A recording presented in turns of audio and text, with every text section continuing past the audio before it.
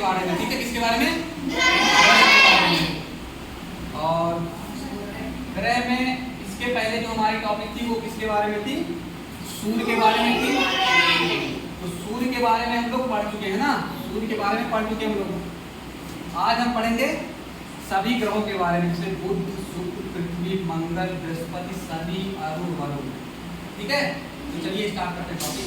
देखिए परिभाषा क्या है ग्रह का, ये पहले जान लेते हैं। परिभाषा क्या है ग्रह का, उसको पहले जानते हैं।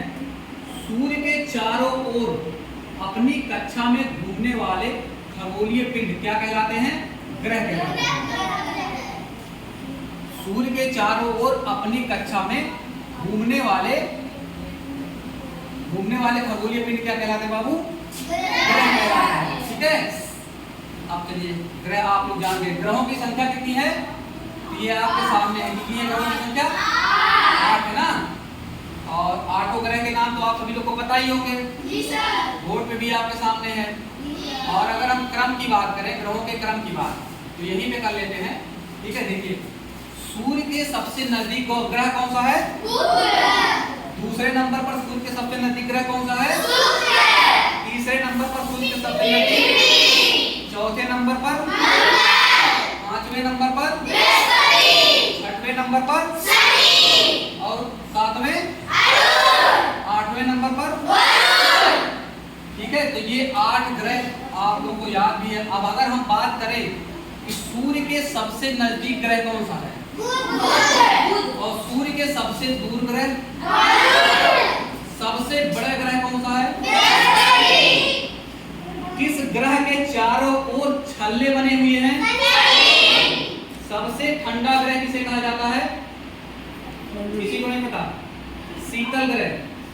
अच्छा ये बताओ जीवन किस पे पाया जाता है? जीवन पृथ्वी पे। तो काफी बातें आप लोग जान चुके हैं, ठीक है। और चलिए अब आगे बात करते हैं। देखिए यहाँ पे ग्रहों का क्रम भी दिया गया है, तो इसको भी जानेंगे हम लोग, ठीक है। ग्रहों का क्या दिया गया है? क्रम। चलिए देखते हैं ग्रहों के क्रम के बारे में जानते हैं, ठीक है। और ये देखिए ग्रहों का क्रम क्या है। पहले नंबर पे कौन सा ग्रह आता है?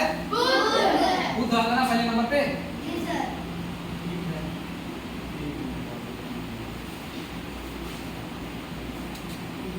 पहले नंबर पर आता है बुध। पहले नंबर पर क्या आता है? बुध।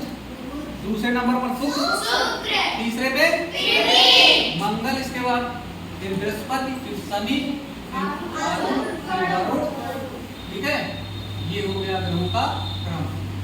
अब हम बात करें ग्रहों के प्रकार, ठीक है। तो ग्रहों के जो प्रकार की अगर हम बात करें तो सबसे पहले अगर हम बात करें आंतरिक ग्रह के बारे में, किस ग्रह के बारे में? आंतरिक ग्रह। और आंतरिक ग्रह को ही इंग्लिश में क्या कहते हैं? इनर प्लैनेट, ठीक है।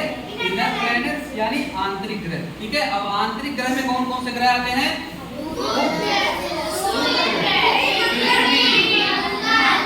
ठीक है। आंतरिक ग्रह में कौन ग्रह आता है? बुध, शुक्र, मंगल। छोटे और पथरीले होते हैं, ये ग्रह क्या होते हैं? पथरीले होते हैं, ठीक है। आंतरिक ग्रह होते हैं। अब अगर हम बाहरी ग्रह की बात करें, जिसको आप इंग्लिश में बोलते हैं आउटर प्लैनेट्स, तो ये कौन से हैं? बृहस्पति, शनि, अरुण, वरुण। ये किस प्रकार के होते हैं? ये बड़े और गैसीय होते हैं। अगर आपसे क्वेश्चन कभी पूछा जाए कि गैसीय ग्रह कौन कौन से ग्रह हैं जो गैसीय ग्रह के नाम से जाने जाते हैं, तो आप बोलेगा 4 ग्रह हैं जो गैसीय ग्रह के नाम से जाने जाते हैं, जिसमें बृहस्पति है, शनि है, अरुण है और वरुण है। अगर आपसे कोई पूछे कि छोटे ग्रहों में और पथरीले ग्रहों में कौन से ग्रह आते हैं जिनको आंतरिक ग्रह के रूप में भी जाना जाता है, तो वो 4 ग्रह कौन है? बुध, शुक्र, पृथ्वी और मंगल, ठीक है। चलिए मुख्य विशेषताएं अगर हम बात करें, मुख्य विशेषता के बारे में, तो ग्रह स्वयं प्रकाश नहीं देते। जो ग्रह होते हैं ये क्या करते हैं? स्वयं प्रकाश नहीं देते, बल्कि सूर्य के प्रकाश को परावर्तित करते हैं। क्या करते हैं? जो ग्रह होते हैं वो स्वयं प्रकाश नहीं उत्पन्न करते, ये क्या करते हैं? जो सूर्य का प्रकाश आता है उसको क्या करते हैं? परावर्तित करते हैं। परावर्तित मतलब समझते हैं? जैसे सूर्य का प्रकाश इस बोर्ड पर पड़ा है तो ये बोर्ड प्रकाश को वापस भेज रहा है, मतलब इसे टकरा के प्रकाश वापस जा रही है। तो यही काम ये करते हैं ग्रह, ठीक है। अगर हम आगे बात करें इनकी अपनी निश्चित कक्षा होती है। कक्षा को इंग्लिश में क्या बोलते हैं? ऑर्बिट। तो जो ग्रह होते हैं उनकी अपनी एक निश्चित ऑर्बिट यानी कक्षा होती है, ठीक है। ये लगभग गोलाकार होते हैं, पूरी तरीके से तो नहीं कह सकते, लेकिन आप ये भी कह सकते हैं कि जो ग्रह हैं वो लगभग क्या होते हैं? गोलाकार होते हैं। सूर्य के गुरुत्वाकर्षण के कारण उसकी परिक्रमा करते हैं। तो सूर्य के गुरुत्वाकर्षण के कारण जो ग्रह होते हैं वो किसकी परिक्रमा करते हैं? सूर्य की। तो सूर्य के गुरुत्वाकर्षण के कारण सभी ग्रह सूर्य की परिक्रमा करते हैं। अगर आपसे कभी क्वेश्चन पूछा जाए कि जो ग्रह होते हैं वो सूर्य की परिक्रमा किस कारण से करते हैं, तो आप लोग को जवाब देना है कि सूर्य के गुरुत्वाकर्षण के कारण सभी ग्रह सूर्य की परिक्रमा करते हैं। बात समझ में आ रही है ना सभी को? ठीक है। अगर हम महत्वपूर्ण तथ्य की बात करें ग्रहों की, तो सबसे बड़ा ग्रह कौन सा है जो बार बार आप लोगों से पूछा जाता है? वो है बृहस्पति। सबसे छोटा ग्रह कौन सा है बाबू? बुध। सबसे गर्म ग्रह अगर आपसे पूछे शुक्र। पृथ्वी जीवन वाला एकमात्र ग्रह है। जितने भी ग्रह हैं उसमें केवल पृथ्वी एकमात्र ऐसा ग्रह है जिसपे जीवन संभव है, ठीक है। मंगल ग्रह लाल ग्रह कहलाता है। अगर आपसे कोई पूछे कि लाल ग्रह कौन सा ग्रह है, तो आप बोलेगा मंगल ग्रह क्या है? लाल ग्रह कहलाता है। शनि क्या है?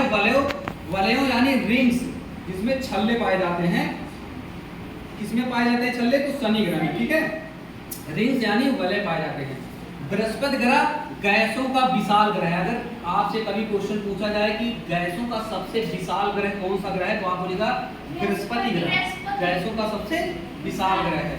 वरुण ग्रह की अगर हम बात करें तो नीला ग्रह कहलाता है। कौन ग्रह नीला ग्रह कहलाता है? वरुण ग्रह, ठीक है। ग्रहों का आकार तुलना के लिए अगर हम बात करें तो सबसे छोटा आकार के अनुसार सबसे छोटा ग्रह कौन सा है? बुध। बुध से बड़ा आकार में कौन ग्रह है? शुक्र।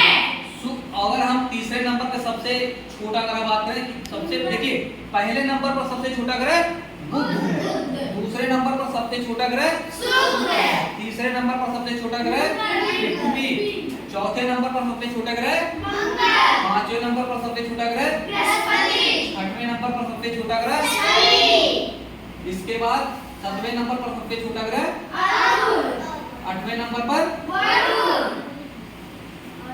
आप देखिए इसमें हम बात करते हैं, थोड़ा सा इसमें समझते हैं। इसमें थोड़ी सी एक मिस्टेक हुई है। देखिए आंतरिक ग्रहों की हम अगर बात करें तो इसमें सबसे छोटा बुध है, उसके बाद शुक्र है, इसके बाद पृथ्वी, इसके बाद फिर मंगल है, ठीक है। अब यहाँ से बात करेंगे।